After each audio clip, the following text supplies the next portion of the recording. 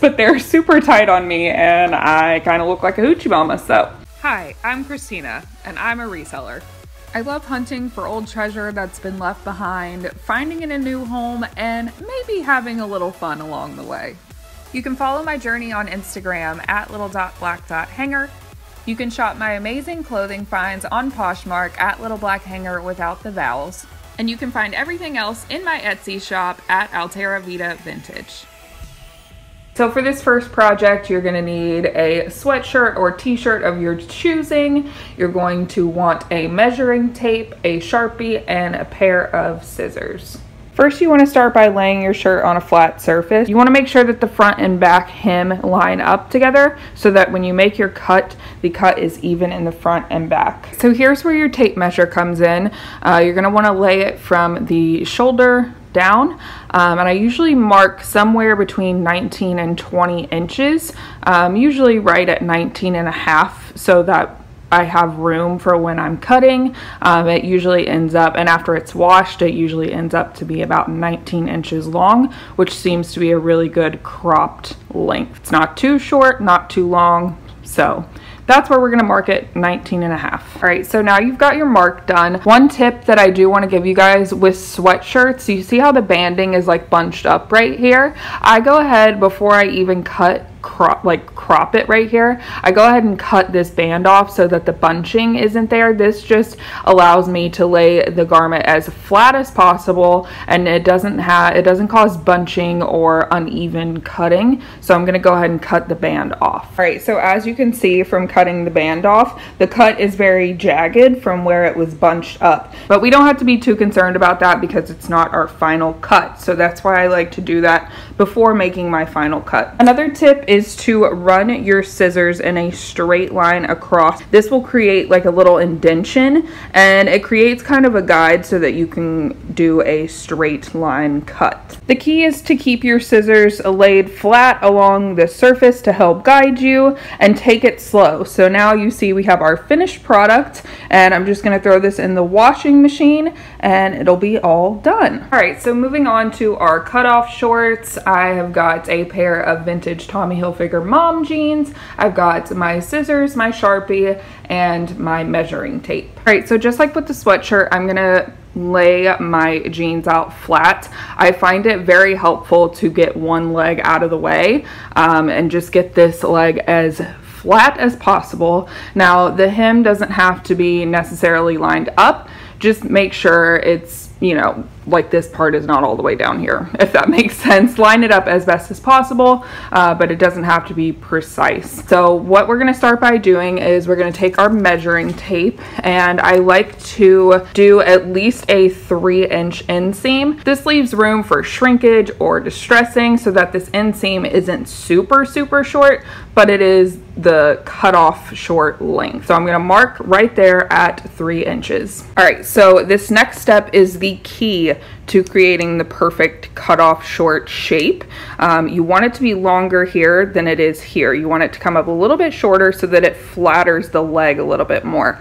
So what I'm gonna do is I'm gonna take that same trick that I showed you guys with my scissors, and I'm gonna go at a diagonal, not too steep, but just enough diagonal to where this part is a little bit shorter than that part right there. Like I said, it's just gonna create a better shape. And now, as you can see, it's not really picking up on camera too much, but it is definite in real life.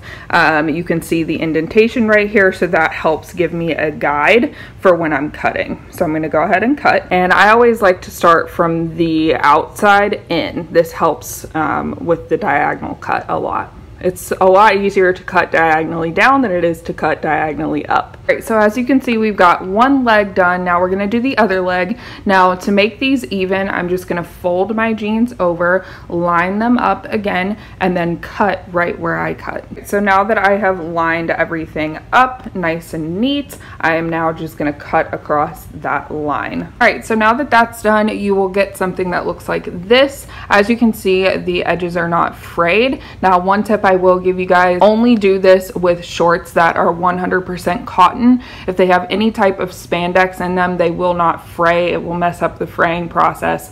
And I'm talking like the even the tiniest little bit of spandex, like 1% spandex. So only do this on jeans that are 100% cotton so that you can get a good fray effect on them.